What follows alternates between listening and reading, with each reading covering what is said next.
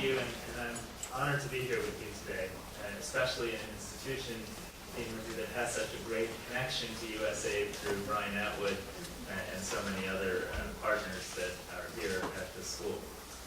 It's of course an honor to be with Leader Pelosi. We all know that she is an absolute champion for vulnerable people around the world, but I was stunned to see the effectiveness of her leadership in bringing together such an incredible group of leaders during a congressional recess after a lot of tough work had taken place in Washington to focus on this issue early in the morning. And coming out of that has been real progress that has helped save lives in the Horn of Africa. And so we are so very grateful for that. Congressman Ellison and Congressman Walz, it's a great honor to be here in your district and in your neighborhood, and I just appreciate that on both sides of the aisle you've been loud and prominent advocates for our development work and our humanitarian responsibilities around the world at a time when we're questioning what we can afford to do around the world. Certainly extending our basic moral values is something that we intend to continue to do, and the work we're going to talk about here in the Horn of Africa, I believe, is an important example of what's possible when we do things together and in the spirit of real partnership. To Daniel and Haji, thank you again for your partnership and your leadership. I'm proud that USAID is working directly with the American Refugee Committee, and I am eager to expand the partnerships we have with the Somali American community. We have now consulted with our community here a number of times in Seattle and California, around the country, and much of what we're doing is informed by what we've learned from you, your insights, your passion, your relationships, and in some cases, those of you especially who have medical backgrounds, your willingness to go and work in a tough environment to save lives when really only you can right now in terms of having the knowledge and the access to be effective. We have, as you know, a major crisis on our hands. I'll flip through just a few slides to share some of my recent experiences in this environment. But it's important to recognize that from September or October onward, we have had very good data that indicates that this is and continues to be the worst drought in the Horn of Africa in more than 60 years. We know that, it's a fact. We also know that there are about 12.4 million people that are suffering from a lack of access to enough nutrition on a day-to-day basis to get by. That's a huge number, and it is hard to sort of think about a number like that without meeting the children who are suffering the most and gaining an understanding of what that means for any specific individual.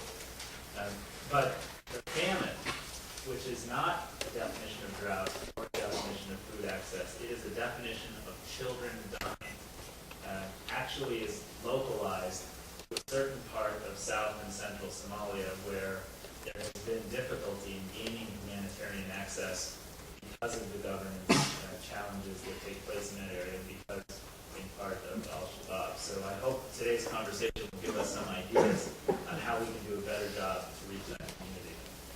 This first slide is a picture of a feeding site in Mogadishu. And today, the United States is the largest provider of resources and support inside Somalia and inside Mogadishu to address this critical famine. We've already seen in Somalia more than 30,000 children under the age of 5 die because of a lack of access to food. And it is worth pausing on that. We believe epidemiologically that over the course of the next few months, that number is likely to go up significantly if we're unable to dramatically expand our access to care for vulnerable populations in Somalia. That's why today I'm happy to announce a new package of over $23 million in grants and support that the United States will provide.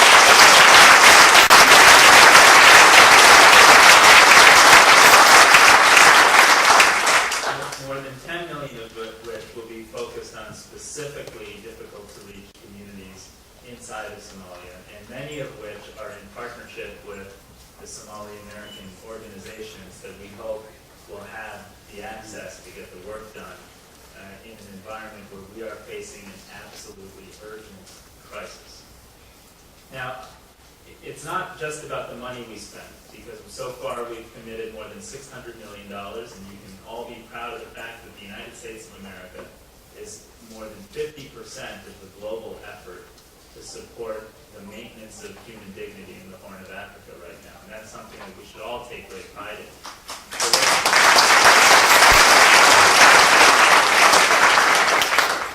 But what I really want to point out is that these programs work.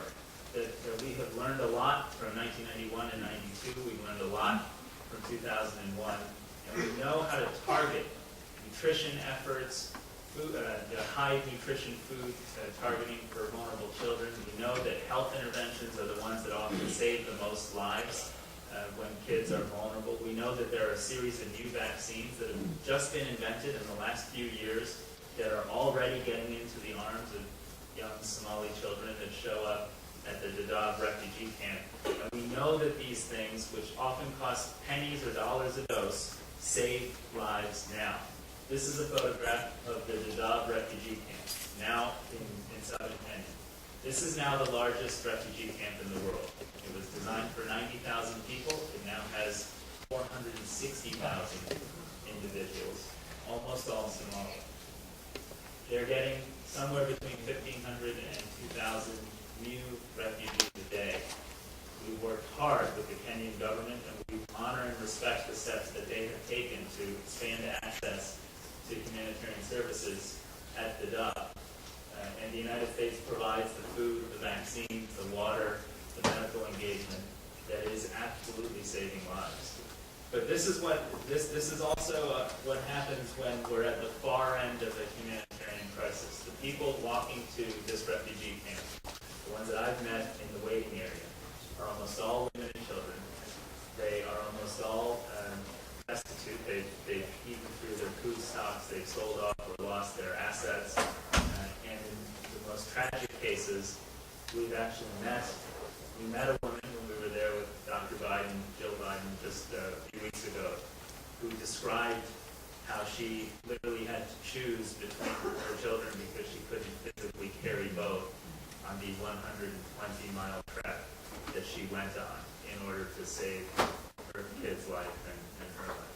And it's just a tragic reminder of what happens when we don't have the capacity to plan ahead, when we cut back on our development partnerships that can help prevent these types of things from occurring, and the consequence of ineffective governance that is at times predatory on its own people in terms of making it difficult for humanitarian actions to take place inside of people's communities. We will continue to support as much as we possibly can the refugee crisis that is taking place. We work with the Kenyan and Ethiopian governments to ensure safe harbor and safe access. But we need to do more than that. We need to be more effective inside of Somalia. And I'd like to spend a moment just describing what we're trying to do in that context. As you know, in Somalia and in South Central Somalia, over the last few years, we've lost more than 14 for just one organization, the World Food Program, humanitarian actors, our partners who are doing the work, trucking food, providing medical care to communities in need. As a result, many humanitarian organizations were thrown out, and the scale of humanitarian operations has been threatened by the conflict and by the strife that's taking place. We have dramatically increased access where we can inside Somalia over the course of the last several months. Today's announcement is the culmination of really thinking creatively about the types of partners that might have more access, Somali Americans, working in greater partnership with NGOs from Gulf states and other environments that again may have some greater access, and putting in place some innovative new programs that are designed to be less visible. Food convoys have been attacked, so while we continue to try that effort, we're also doing cash vouchers through the Hawala system and mobile phone-based payments for vulnerable. They can go to markets and buy what food there is through that mechanism. Simultaneously, we're tracking food prices and making sure that food prices don't go up dramatically, and also that humanitarian efforts efforts don't cause a collapse in food prices, which would prevent Somali producers and farmers from being part of the solution over the course of the next several months. But we know that the rains in the fall are going to be bad. We know that the food production that's going to take place in this upcoming harvest will be somewhere between 1/8 and 1/12 of what their average has been over the last several years. And we know this problem will get worse between now before it gets better sometime in the spring. So we are really pursuing a broad effort to do everything we can inside of Somalia. Can I have the next slide? This is a photograph of a family that I met, a woman and her grandson, at the Dadaab camp. And I wanted to share this just to make the point that a lot of the children that we're trying to support right now don't have the capacity to take in foods in the traditional way we might think of it. They need specific types of high nutrition feeding. This child will be fed through an nasogastric tube. And that feeding will save their lives if we get to them in time. I share this to make the point that we need as much help as we can on the medical side of things. We need doctors and nurses who can operate inside of Somalia, who have local language knowledge and capacity, and who can be part of programs that we're launching with our NGO partners. But also to make the point that when we do these things differently than we've done in the past, we are able to save lives. This is not just a large-scale contribution of grain or other types of food products. This is a targeted effort to efficiently and effectively save as many lives as we can. Next slide, please. And then I wanted to conclude a little bit with a description of what our administration has been committed to with strong support from the House and the Senate, which is a program we call Feed the Future. In 2009, President Obama launched an effort to address food insecurity in sub-Saharan Africa. It turns out the Horn of Africa is the only place on Earth where, over the last 4 decades, food production has failed to go up. Now, that's an extraordinary thing when we know what's happening right here in southern Minnesota, for example, where you're setting the pace for the entire world. And we know that American partnership and research institutions and technology, just to show how these things can come together.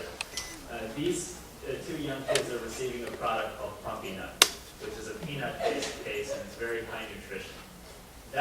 We're now entering a partnership with PepsiCo to work in Ethiopia to help 30,000 women farmers grow chickpeas.